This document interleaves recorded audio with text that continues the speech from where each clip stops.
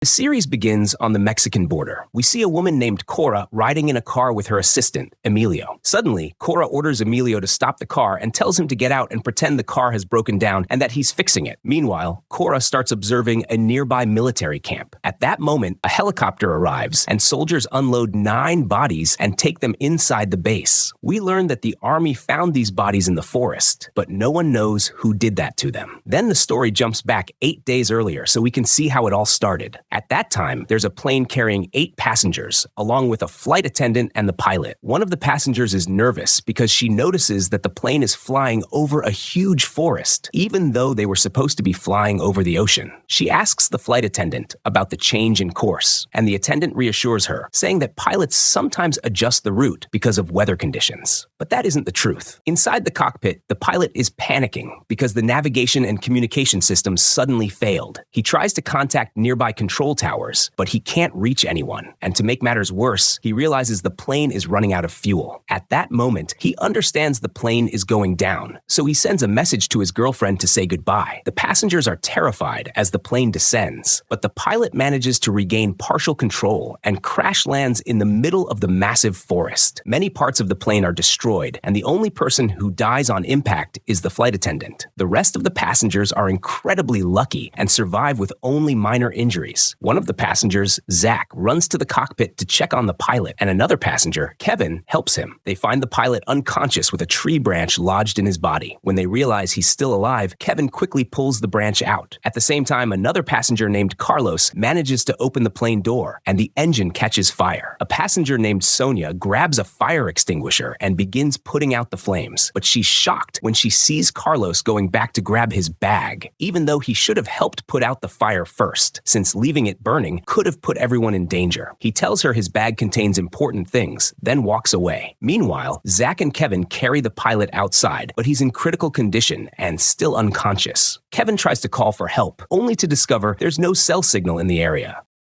Zach then goes back inside to help Sonia move the flight attendant's body. Nearby, Carlos opens his bag and checks on something inside it. Not far from him, a passenger named Lisa sits beside her husband Travis, and she's hopeful that the government will send rescue teams soon. We then see another passenger, Dan, sitting with his wife, Amy. When Zach and Kevin carry out the flight attendant's body, Dan hugs Amy to block her view, but Amy notices a mysterious figure moving between the trees, watching them. Strangely, she stays quiet and doesn't say anything. Lisa then goes into the plane and finds Sonia checking the food and water supplies to see whether they'll last, especially since they have no idea how long they'll be stuck there. Lisa reassures her, saying she's sure a rescue team will reach them soon. After a while, the pilot regains consciousness, and everyone gathers around him to understand what happened. They're shocked when he tells them that the fuel suddenly ran out and all plane systems failed, meaning no one will be able to locate them. Zach asks Kevin to treat the pilot, and Kevin is surprised Zach knew he was a doctor. Zach explains that Kevin used a medical term earlier while helping carry the pilot, which made it obvious. Kevin admits he is a doctor, but he stopped practicing years ago and now works in medical supplies sales. Kevin says the pilot's injuries are severe and he needs surgery, and he can't treat him without proper medical equipment and medication. Zach suggests using the plane's first aid kit, but Kevin refuses, saying it won't be enough and that the best they can do is keep the pilot stable until rescue arrives. Zach realizes the situation is serious and that they may be stuck there for a long time, so he suggests they all introduce themselves. He goes first, saying he's an investigator who specializes in insurance fraud cases. Amy introduces herself and says she just married Dan a week ago and they're on their honeymoon.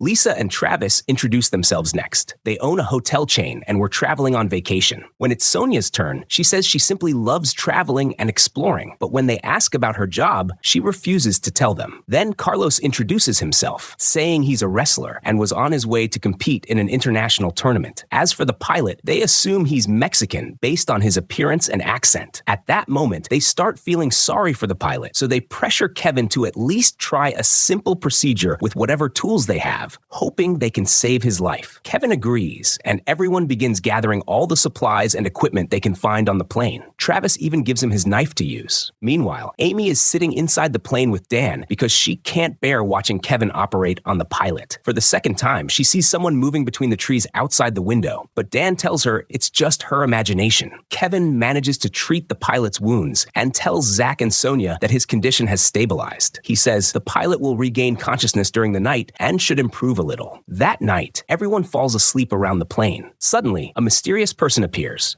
approaches the pilot, and kills him. The next morning, the passengers are shocked to discover the pilot is dead. They assume he died from complications after the procedure, or maybe from some kind of infection, since the jungle is full of insects. Kevin feels guilty, believing he's responsible for the pilot's death, but the others comfort him, telling him he did his best to save him. They decide to move the pilot's body and place it next to the flight attendant. While they're carrying him, the pilot's phone falls to the ground, unnoticed by everyone, except Dan. He quietly picks it up without anyone seeing him. But Amy sees him and asks what he plans to do with it. He tells her he took it hoping he could find a signal to call for help, then walks away so she can't watch him. He goes to the pilot's body, cuts off his finger to unlock the phone with the fingerprint, revealing his true intention. Dan wants to steal the pilot's money from his bank account, but he fails because the phone still requires a passcode. At that moment, Lisa senses something is wrong. She calls Travis over and tells him the pilot didn't die from complications like everyone thinks. She insists he was suffocated based on the color of his lips and the look on his face. She becomes convinced that someone among them killed him.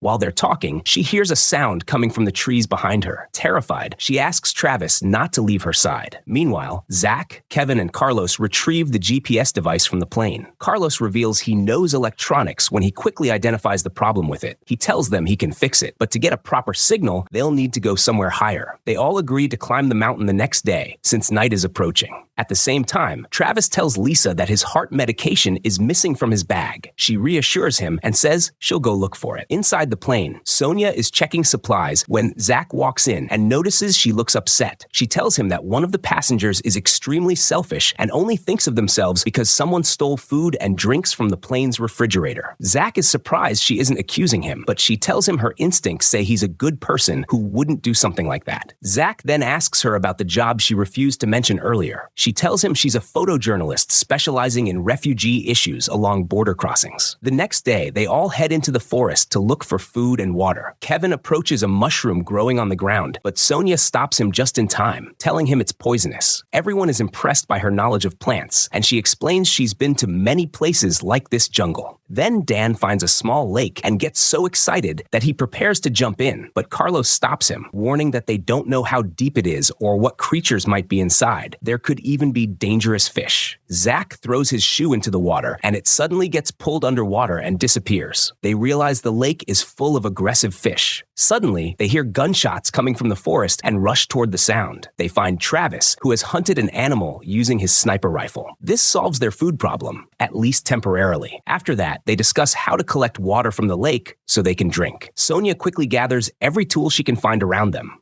Sonia begins collecting water from the lake, then distills it, managing to produce a decent amount of drinkable water. That night, everyone gathers around and cooks the animal Travis hunted. During dinner, Sonia asks Carlos why he's so attached to his bag. Carlos opens it in front of everyone and pulls out a wrestling mask, telling them he plans to wear it in his upcoming match. He says he refuses to give it up no matter what happens because it represents his identity in front of his fans. After they eat, everyone goes to sleep. Travis appears to be in pain and unable to rest due to the severity of it. Meanwhile, a mysterious person quietly moves through the wreckage of the plane, heading toward a particular tree where they've hidden a satellite phone. The person retrieves it and contacts Cora, discussing something secret. The next morning, everyone wakes up to Lisa screaming. They discover that Travis has gone into cardiac arrest. Kevin tries everything he can to save him, but fails, and Travis dies. Everyone is devastated, assuming he was poisoned by the meat they ate the night before. But Lisa shocks them when she claims someone killed him. She tells them that whoever stole his heart medication yesterday is the same person who put poisonous mushrooms in his food. She continues, insisting the pilot was murdered as well, that he didn't die from complications like they believed. She says the killer strangled him. Lisa breaks down, warning that the murderer among them will take them out one by one. Everyone is stunned. Later, Sonia sits alone inside the plane, terrified. Zach comes in and tries to calm her, insisting that Travis simply ate too much meat, which caused food poisoning. But Sonia doesn't believe it. She's convinced someone deliberately deliberately poisoned him. She explains that Travis took Amy's meal after she refused to eat the night before, meaning the killer intended to target Amy first and then move on to the rest of them. Meanwhile, Dan is searching through the pilot's phone when Amy walks in and questions him. He tells her he managed to unlock the phone to try to understand what happened to the pilot. They then find the message the pilot sent to his girlfriend, Cora, the same woman the mysterious man contacted the night before. Dan and Amy show the message to the others, and everyone is shocked. In it, the pilot tells Cora that he's losing control of the plane and doesn't know if he'll survive. He mentions a mysterious person and warns that even if he manages to land safely, that person will kill him and all the passengers. He urges Cora to disappear quickly because her life is also in danger. This confirms to everyone that something is very wrong. They begin to wonder whether the crash was accidental or deliberately planned, especially since it makes no sense that the pilot wouldn't know how much fuel the plane had before takeoff. They start questioning the motive. Why would someone orchestrate something like this? Suspicion spreads among them, and they all begin doubting each other, though no one shows it openly.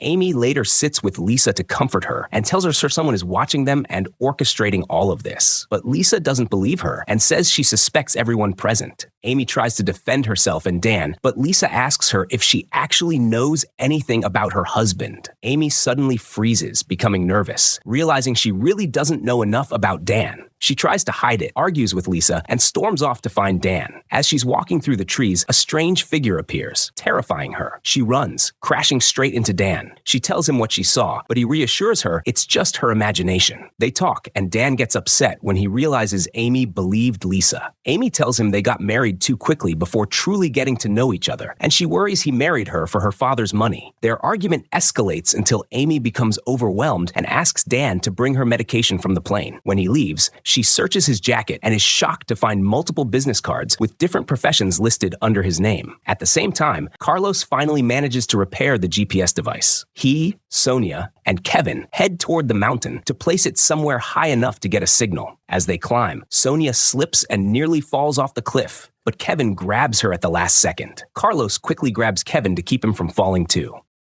The device slips from Sonia's hands and lands on a rock nearby. She gathers her strength and manages to reach it, and Carlos pulls both her and Kevin up until they all reach the top of the mountain. Carlos installs the device and turns it on, and they're thrilled. Now there's hope that someone will locate them and rescue them. Meanwhile, Lisa decides to go hunting. Zach follows her to talk, but she immediately raises her gun at him, warning him not to get closer. Zach tells her he understands her situation and knows she doesn't trust anyone. He assures her he had nothing to do with her husband's death, but Lisa tells him she won't believe anything she hears. Still, she accepts reality and goes ahead with hunting to provide food. She tells him she hopes this ordeal ends soon. Back to Amy, who is alone in the forest holding Dan's business cards, unable to comprehend that he may have been deceiving her. When Dan arrives, she confronts him. Dan admits he used to impersonate employees in various places in order to make money because he was poor and had a difficult life. Amy tells him that proves he married her for her father's money. Dan tells her that at first that was true, but once he got to know her, he genuinely fell in love with her and couldn't live without her. By the end of the day, Carlos, Kevin, and Sonia return and tell the others that they successfully set up the device on the mountain, so rescue teams should eventually detect their location.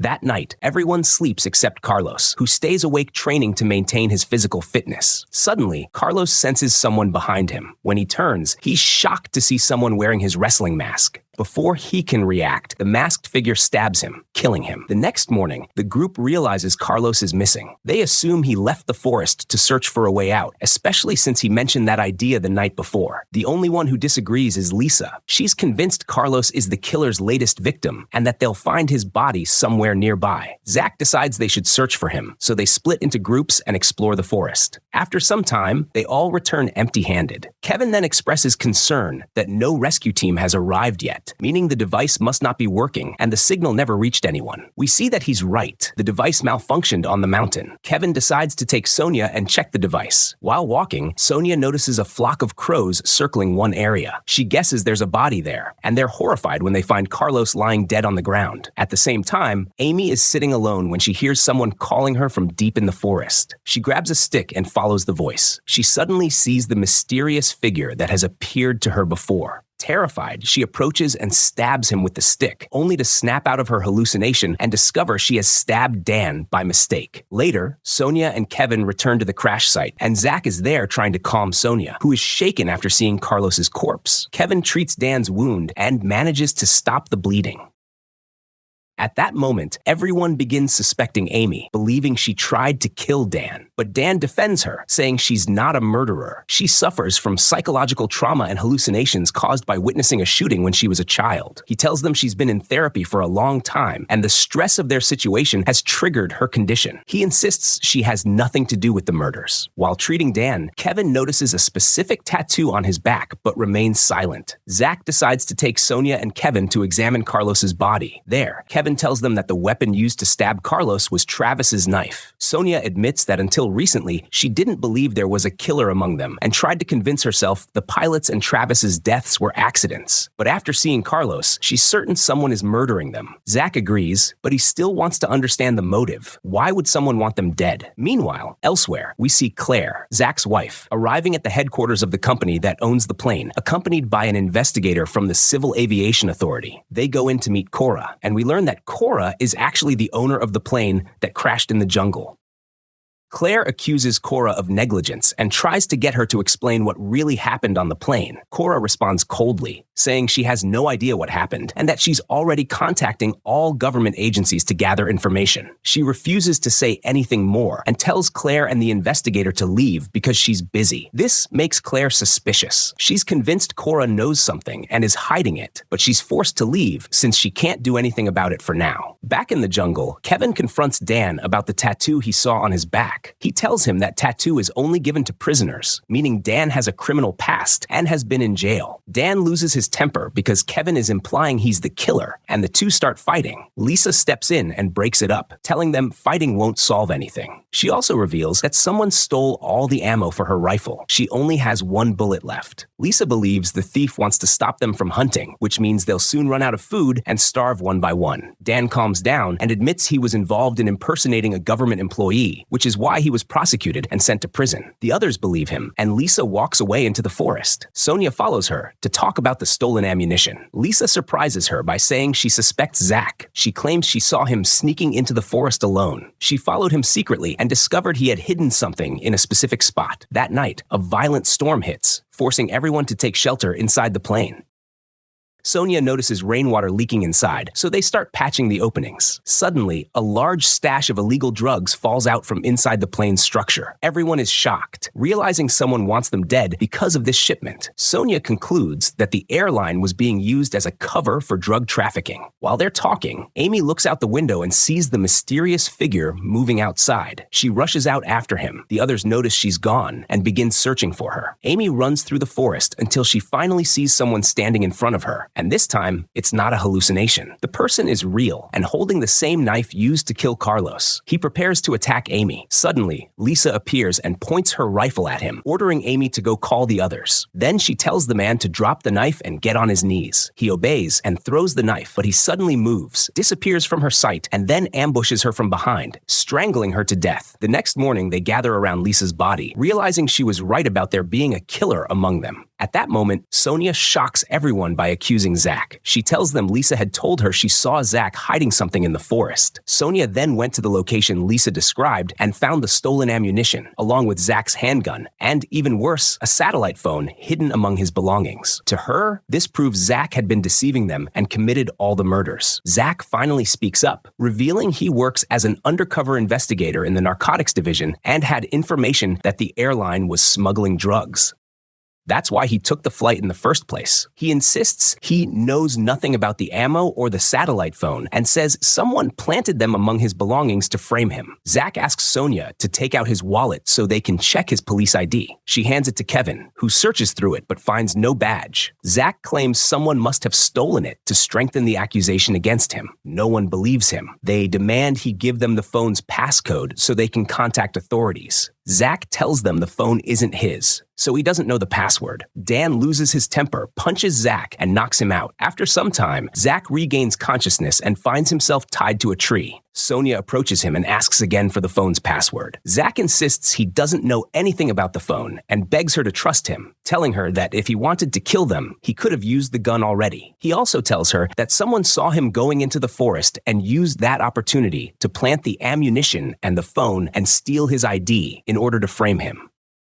But Sonia doesn't believe him. She leaves him tied up and returns to the others. Dan suggests they torture Zach until he confesses, and they draw lots to decide who will do it. The lot falls on Kevin, who is extremely nervous and uncomfortable with the idea. But Dan convinces him that this is the only way to make Zach talk. Sonia then decides to take Dan and Amy up the mountain to check why the GPS device isn't working. Meanwhile, Kevin goes to Zach and begins beating and torturing him, demanding the phone's passcode. Despite the pain, Zach continues to deny knowing anything. On the other side, Sonia and the others reach the GPS unit and discover it really is malfunctioning. Sonia manages to fix it. Back in the city, Claire is at the Civil Aviation Office, trying to get authorization to search for Zach. The director tells her that Mexican authorities received a signal from Zach's plane's GPS device. They were able to locate the signal coming from a large jungle near the border, and search operations for the plane and its passengers are being prepared. That night, Zach is unconscious from the torture. When he wakes up, he's shocked to see someone approaching him holding a sharp object. It turns out to be Sonia. She came to help him escape, telling him she can't be sure he's the killer. Zach realizes she believes he's innocent, but doesn't want the others to know. He asks her to work with him to uncover the truth. However, Sonia refuses. She tells him she's freeing him so he can go get help, and that this is the only way she'll be able to trust him. She cuts him loose, and Zach escapes. The next morning, Kevin is shocked to find Zach gone.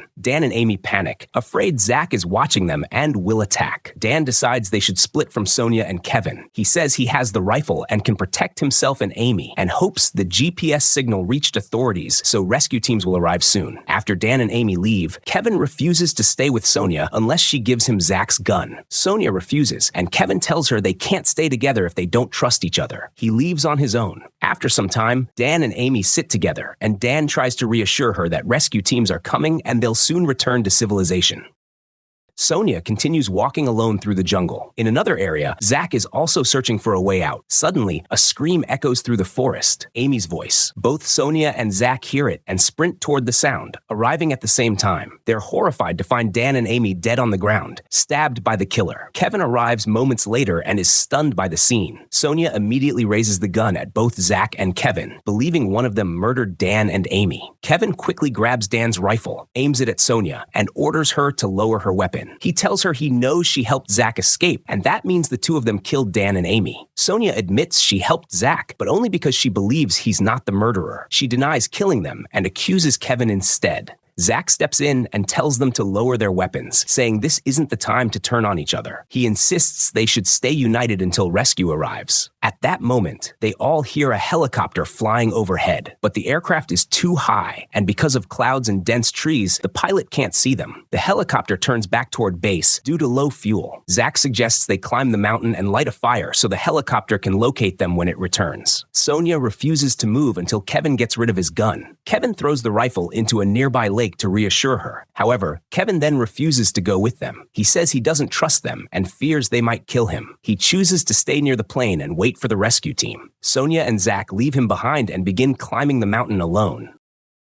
Meanwhile, Claire travels to Mexico, but she's detained at the airport and questioned about the reason for her visit. At first, she denies she's there to look for her husband and tells the officer she's just a tourist. The officer doesn't believe her and tells her he will deny her entry. Claire finally breaks down and admits the truth. The officer sympathizes with her and decides to help. He tells her he'll contact the proper authorities, and if he receives any information, he'll allow her to go check on her husband herself. Back in the jungle, Sonia and Zach are on their way to the mountain summit, but stop to rest. Suddenly, they hear a gunshot. Since Kevin threw the rifle into the water, it means someone else must have a weapon. Worried about Kevin, they rush back. When they arrive, they find Kevin lying next to the lake, shot in the back. His face is submerged in the water, and the fish are eating him. Zach pulls the body back and discovers that the fish have completely devoured his face. His features are gone. Sonia and Zach realize someone has been watching them from the beginning and is eliminating them one by one. With night approaching, they decide to sleep inside the plane and lock the door. The mysterious killer appears, retrieves the satellite phone, and calls Cora. He makes an arrangement with her, and she tells him she will do exactly as he says. The next day, Zach and Sonia reach the summit, but the area is covered in dense clouds. They decide to rest and then gather wood to make a signal fire. Zach is injured, so Sonia goes to collect the wood alone. Zach watches her until she disappears into the fog. He calls out, asking her to keep talking. Sonia tells him she feels movement nearby. Suddenly, the killer appears behind her, strikes her hard, and knocks her unconscious. Zach hears her fall and becomes alarmed. The masked killer emerges in front of him, holding the gun he took from Sonia. Zach asks him why he's doing this, why he wants them dead. The killer doesn't respond and shoots him. Zach falls off the edge of the mountain. The killer then returns to Sonia, who has regained consciousness. She begs him to remove the mask so she can see who he is. He complies and takes it off, then shoots her as well, killing her. The next day, the rescue team reaches the crash site. They search the area until they find the bodies. They're shocked to see the corpses neatly arranged together, and even more disturbed when they count 9 bodies, although there were 10 passengers on the plane. That means 1 passenger is missing. At Claire's hotel, the airport officer arrives and tells her to get ready. She will be taken to the military camp. He informs her that the rescue teams found 9 bodies and are still searching for the missing passenger. They still haven't identified the corpses. At the camp, the commander contacts a forensic doctor and orders her to examine the bodies. We return to the opening scene, soldiers placing the bodies inside the camp morgue. The pilot and the rescue leader inform the commander that they're heading back into the jungle to search for the missing passenger. The commander approves. Meanwhile, the forensic doctor is on her way to the camp when Cora stops her on the road, pretending to need help. As the doctor approaches, Cora shoots her and kills her. At the same time, inside the morgue, someone among the bodies begins to move. A hand reaches out, grabs a knife, and cuts open the body bag. It's Kevin. We learn that he was behind everything from the very beginning. Kevin quietly moves among the corpses, hiding. Back to Cora, who arrives at the camp and speaks with the commander. She insists she needs to examine the bodies immediately because she doesn't have much time. The commander sends a soldier with her to the morgue. As soon as they enter, Kevin attacks the soldier, knocking him unconscious. We discover that Cora is Kevin's girlfriend, and she is stunned to see that Kevin hid the drugs inside the bodies. They find fuel inside the morgue, set the place on fire, take the drugs, and escape. Meanwhile, Claire arrives at the camp, shows her security clearance, and tells the commander she's there to identify her husband, one of the passengers. The commander begins leading her toward the morgue, when suddenly, the morgue explodes right in front of them. At that same moment, Kevin and Cora drive away, taking advantage of the chaos and successfully escape the military camp. Back in the jungle, we discover that Zach is still alive. When he hears the rescue helicopter flying overhead, he becomes overjoyed. He pulls out his sunglasses and angles them toward the sun, creating a reflection so the pilot can spot him. The rescue pilot and team notice Zach's signal. The next day, Zach is in the hospital after being rescued, and his wife is overjoyed that he survived. Even though he's still injured, Zach explains everything to the aviation authorities. He tells them Kevin's body disappeared from the morgue, confirming Kevin orchestrated the drug smuggling plan from the beginning. Zach begins sharing everything he knows about the shipment and urges them to rush to the airport because Kevin will take the drugs and board another plane to deliver them to the dealer he works for. On the way to the airport, Zach recalls everything that happened after the crash. He reveals that the pilot was working with Kevin in the drug smuggling operation. When the pilot made a mistake and the plane went down in the jungle, Kevin killed him first. Then Kevin began eliminating the passengers one by one. The fear and paranoia among them made them easy targets. While killing them, Kevin sabotaged the GPS device so the rescue teams wouldn't find them, giving him more time to complete his plan. He contacted Cora via the satellite phone to coordinate what she needed to do. When Kevin stayed alone in the jungle with Zach and Sonia, he purposely refused to climb the mountain with them. He secretly kept one rifle bullet and threw it into the river, creating a gunshot sound so Zach and Sonia would believe someone else was armed. Kevin then removed his clothes and dressed Dan's corpse in them. He staged the body to look like it had been shot in the back, then pushed Dan's face into the lake so the fish would eat it, making identification impossible. Zach and Sonia fell for it and believed Kevin was dead. The final phase of Kevin's plan was executed flawlessly. He hid the drugs inside the corpses of the passengers, used Travis's stolen heart medication, and took a large dose so he would lose consciousness, then placed himself among the bodies. When the rescue team arrived, they unknowingly transported him with the drugs out of the jungle. Kevin had the army move the contraband for him. Kevin is now at home preparing breakfast for Cora. happily recounting everything he did after the crash. Cora is impressed by his intelligence and cunning. Kevin then gets ready to leave for the airport. But before he leaves, Cora tells him she feels very sick. Kevin casually tells her he put poisonous mushrooms in her food. He then places the pilot's satellite phone in front of her and reveals her punishment. She had been cheating on him with the pilot. He leaves her to die and rushes to the airport. However, just as he boards the plane and begins taxiing, he notices Zach, still alive, running toward the aircraft. Kevin takes off before Zach can reach him, but Zach fires at the plane, hoping to damage it and stop Kevin. Kevin looks at the drug shipment and smiles, believing his plan is still perfect. But then he notices fuel leaking. Zach's shot hit the fuel tank. Kevin's smile fades as panic replaces it. The plane loses control and crashes back into the very same jungle where the first plane went down. The series ends.